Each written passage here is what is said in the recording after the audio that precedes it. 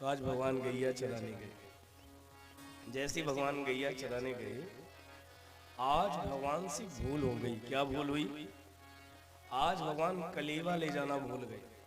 अच्छी ईमानदारी तो कलेवा समझ गए, वही ब्रेकफास्ट। तो आज भगवान भूल गए। अब भगवान नाय ले गए तो भगवान ने अपने मित्रों से कहा, कछु खावे ताई लाए हो? ये ब्रज भाषा का थोड़ा आनंद लो। कछु खावे ताई लाए हो? खावे ताई यानी कुछ खाने के लिए लाए हो? तो ब्रजवासु ने कहा, लाला आज तो हम भी नाय लाए। अरे अब क्या किया जाए? तभी भगवान को स्वाहा स्वाहा की आवाज सुनाई दी। भगवान ने कहा, यहाँ से कुछ दूर पर ब्राह्मण देवता यज्ञ कर रहे हैं, तो एक काम करो, ब्राह्मणों से कुछ मांग लाओ। अब ये सारे ग्वाल बाल ब्राह्मणों के पास गए।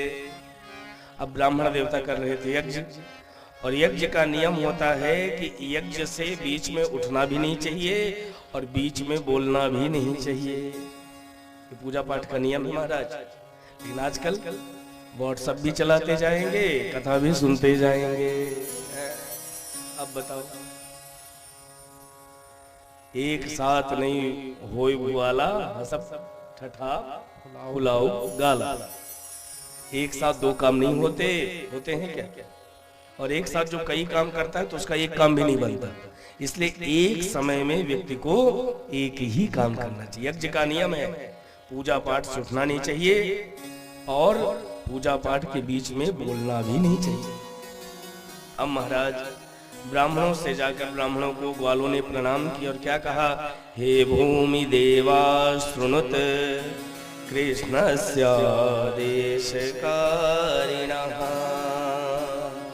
और क्या कहा, प्राप्तांजानीत भद्रं वो गोपाननो राम चोदिता। क्या कहा, हे भूमि देवा सुनतु। भूमि देवा यानी धरती के देवता कौन है? ब्राह्मण। हे ब्राह्मणों सुनिए, हम कृष्ण के सखा हैं। आज हमारे प्रभु कुछ खावे ताई नहीं लाए, तो हमको कुछ प्रसाद दे दो। तो देखो ब्राह्मण यज्ञ में थे तो बोल तो नहीं सकते थे, लेकिन आंख दिखाकर इशारे से कहा, भागो यहाँ से, गवारियों चले आए यहाँ कुछ लेने। अब बेचारे ग्वाल वाल मुंह लटकाकर भगवान के पास गए। तो भगवान ने कहा, कुछ खावे ताई लाए? तो ग्वाले ने कहा, हाँ लाए हैं, 4 अंगार, वही खा ले। अरे कैसे लोगों के पास भेज दिया? उन्होंने तो हमारी राम राम तक स्वीकार ना करी। भगवान ने कहा, तुम गए किसके पास थे? तो कहा, ब्राह्मणों के पास। तो भगवान ने कहा कि ब्राह्मणों के पास नहीं, उनकी पत्नियों के पास जाओ, क्योंकि पुरुषों की अपेक्षा माताओं का हृदय ज्यादा कोमल होता है, इसलिए माताओं के पास जाओ। अब सारे ग्वाल बाल माताओं के पास गए। जैसी माताओं के पास गए तो माताओं को बताया कि माँ, आज हमारे ठाकुर जी भूखे हैं, तो कुछ खावे ताई बना दो। माताओं ने अपने हाथ से भोजन बनाया, और भोजन 4 प्रकार का बनाया महाराज। 4 प्रकार के भोजन होते हैं। 4 प्रकार के भोजन कौन से होते हैं? एक होता है भक्ष्य, एक होता है भोज्य, एक होता है चोष्य, और एक होता है लेह्य। भक्ष्य भोजन कौन सा है? जिसको हम चबा चबा कर खाते हैं, जैसे रोटी चावल वगैरह। ये क्या है? जिसको हम चबा चबा कर खाते हैं। एक भोजन होता है भोज्य, यानी जिसको पीते हैं, जैसे दूध जूस वगैरह। इसको चबाते थोड़ी नहीं, इसको क्या करते हैं? पीते हैं। एक भोजन होता है चोष्य, चोष्य यानी जिसको हम चाटते हैं, जैसे अचार चटनी वगैरह, जिसको चाटते हैं। एक होता है लेह्य, क्षमा करें, चोष्य यानी चूसना और लेह्य यानी चाटना।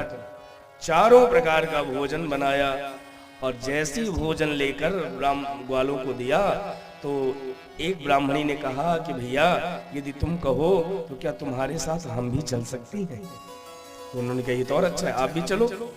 अब जैसी ब्राह्मणी कुटिया से बाहर निकली तो पंडित जी लोग तो यज्ञ करा रहे थे, लेकिन ध्यान तो कुटिया में ही था।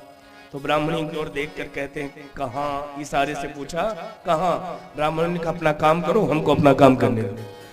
और सब लोग प्रसादी लेकर आ गए वहां जहां भगवान बैठे थे, और जैसे भगवान का दर्शन किया, भगवान श्री कृष्ण कदम्ब के वृक्ष के नीचे बैठे थे। अच्छा, भगवान के बैठने की अदा भी निराली। कैसे बैठे हैं? एक पैर पर एक पैर ऐसे, एक पैर पर ऐसे एक पैर चढ़ाए और होठों में बांसुरी रखे और भगवान बांसुरी बजा रहे थे। और जब भगवान बांसुरी बजाते थे ना, तो जितनी भगवान की गौ माता रहती थी वो सारी गौ माताएं भगवान को घेर के खड़ी हो जाती थी। कई गौ माताएं तो उस समय भगवान को चाटने लगती थी।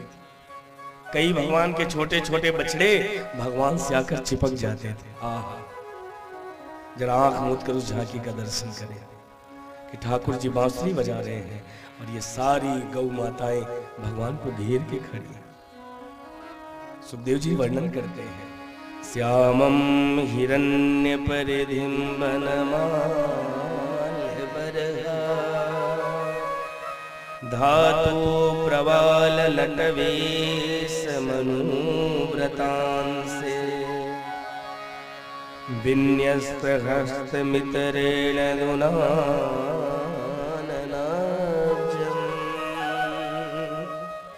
कर्णोत्पलाल ककपोल मुखाब्जहासम्। कानों में कर्णिका के पुष्प और गले में वैजयंती की माला, सिर पर मोर मुकुट धारण किए हुए, पीतांबरी धारण किए हुए भगवान अधरों में बांसुरी रखकर मानो बांसुरी नहीं बजा रहे, मानो बांसुरी में प्राण फूंक रहे हैं। आहा, और इस छटा का जो दर्शन करता है वो तो मोहित हो जाता है।